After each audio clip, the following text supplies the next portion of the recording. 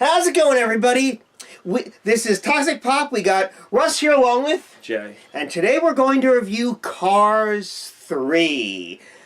The latest installment from Pixar. Okay, here's the basic rundown of it. Lightning McQueen, played by Owen Wilson, he's starting to get old, and the newer cars around him are coming out, and they're faster, more powerful than he is, and of course, he's one of those characters where he's going, I gotta beat them, I gotta show these young kids what for and everything. Thing is, he feels like he's not up to it as much because his mentor, Doc Hudson, has passed on, so he just doesn't feel up to it. He has an upcoming race, and basically he decides to train with new training simulator. Rusty's was bought out by this young entrepreneur. He wants to train him on that, but the thing is, he really wants Lightning McQueen to show merchandise for him. Lightning McQueen says, I'll stop when I'm ready to stop, so they make a bet that the next race, if he loses, he has to show the merchandise, and if he wins, he decides when he stops racing. Along the way, he meets this trainer with the simulator at the facility, and she always wanted to be a racer, but she just didn't have it in her, so she didn't do it. Lightning McQueen decides he doesn't like being at the training facility because he says, I need to be out,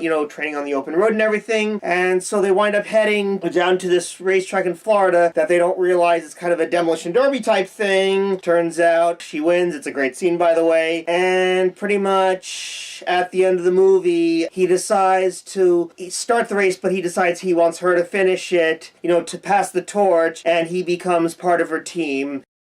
That's basically how, you've seen the movie before. It's a passing of the torch type moment for the character. I thought it was way better than Cars 2.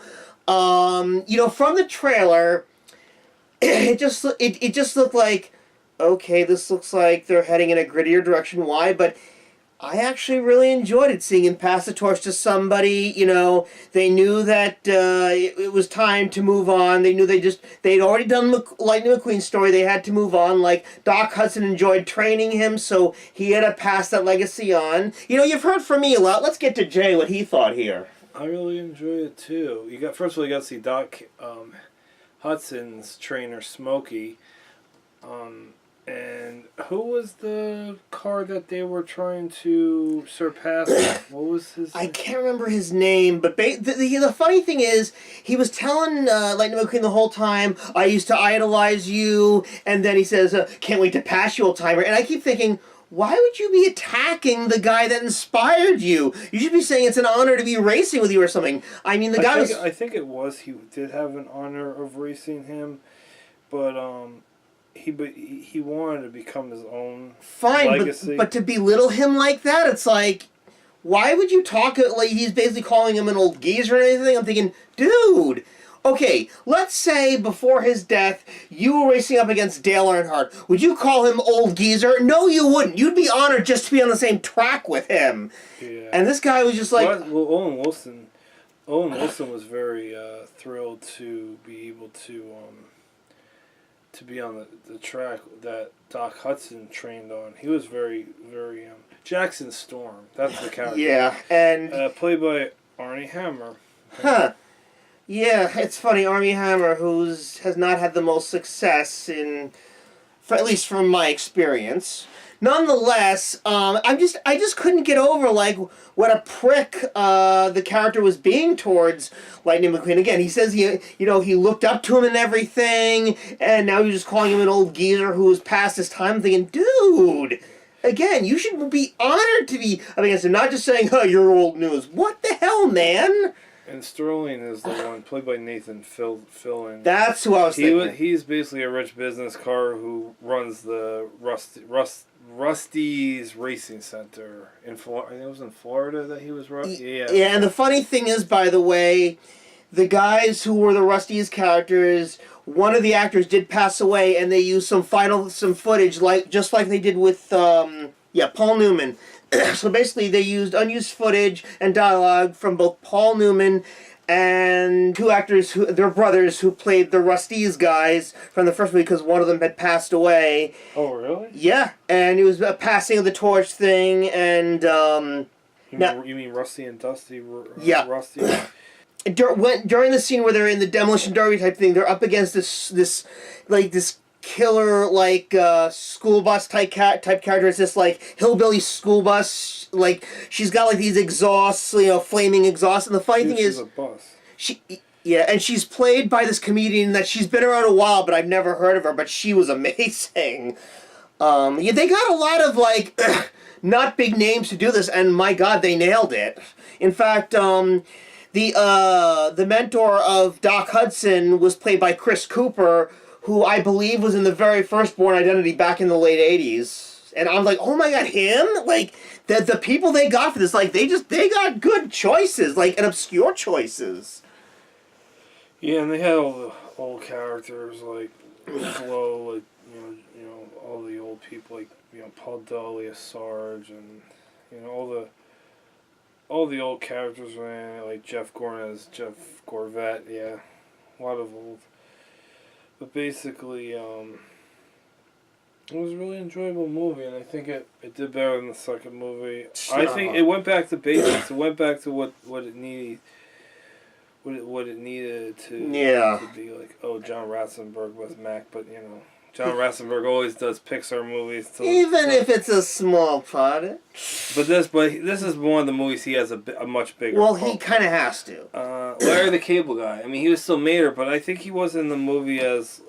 No, I don't think so. Oh, Lee Delara. She was Miss Fritter. She was the as intimidating Demolition Derby inspired monster school bus at the Thunder Hollow Demolition Derby. Yeah. Yeah, I really liked her character. Oh, she was great. I like how they all like when Cruz Ramirez was at the end there where she was racing. Weren't they watch? Yeah. The Smokies and her and the Thunder Hollow. They were all watching her on the TV. They were all watching her like race, and she did win, and it was cool how. Because Doc Hudson was called Fabulous Hudson, it was cool at the end how he was called Fabulous McQueen. Yeah. And then she had the Dynaco logo on her car, so does that mean they work for Dynaco now, or did Dynaco and Rusty's like fuse? Basically, what happened? If you'll recall, the that Texas millionaire. Oh yeah. Oh, he bought it. Chicks. No, not Chick Hicks. This is that tycoon. He bought it since Dynaco. So Dynaco is working with that millionaire who bought out Rusty's from Nathan Fillion. So basically, in a way, Rusty's and Dynaco are technically together now, in a sense. Oh, Humphrey Wheeler as that's the actor. Humphrey Wheeler as Tex Dynaco, the owner of Dynaco. Okay, he was the one who bought out Rusty. I really liked it. I liked it a lot. I liked the characters. I like how we saw the old characters like Sally and Flo and Ramon and Fillmore, all the old characters when they were at Radiator Springs. It was like a throwback to the first movie, and I think that's why it worked much better because the second movie the whole Tokyo thing was out of place. I think this really made you feel like you were, I don't want to say reliving the first movie, but you appreciated like the first movie. I think the biggest problem with the second movie, by the way, was they basically gave a movie the comedy relief. Probably not the smartest idea. Go ahead. Yeah, the second movie had all this mission stuff. They were the second now the second movie's coming back to me. It's like they had this bad guy. I'm sorry. They had this bad guy with the monocle piece. You remember him? Yeah, of course I do. You're asking me if it didn't work as well because they No. kind of had a bad guy. In the first movie, there really wasn't a bad guy. In this movie, really there wasn't. I'm not gonna say Jackson Storm's a bad guy. He's just another racer who wants to prove himself that he can win, and he can. He has an attitude problem, but yeah. But he's not a bad guy. I mean, No. in the first movie, Lightning McQueen's rival Chick Hicks. It was Chick Hicks, but And he's not technically a bad guy either. yeah, he's got an attitude problem still, but he's not a bad guy. Yeah, but I feel like this movie really, I feel like the third movie reflected the first movie. Like, Right. They were more parallel. Yeah. In the second movie, I think they just wanted to try something different, and maybe it worked for some people, and maybe it just didn't work for us. But overall, this was very well done, and it went back to basics like it needed to be. I agreed. That's about it. Well, then let's give our final grades. I'm gonna go with an A on it. I had no problems at all with the movie. I just thought the whole thing was fantastic, truthfully. I'm gonna give it an A as well. I really enjoyed it a lot. I think, like I said, they did the right thing by going back to basics, and yeah, it was an awesome movie. I really enjoyed it. I know.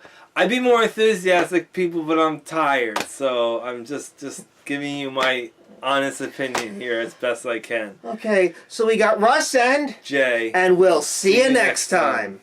This video is sponsored by the Crazy Kings of Toys. Check them out for all your toy needs and find out why they are so crazy. Find them on eBay, Bricklink, and Facebook. Links are in the description. For more Toxic Pop, visit our website at toxicpop1.wixsite.com/toxicpop. Email us at toxicpop1@gmail.com and check us out on Facebook at facebook.com/toxicpop1 and Instagram at instagram.com/wearetoxicpop. Links are in the description.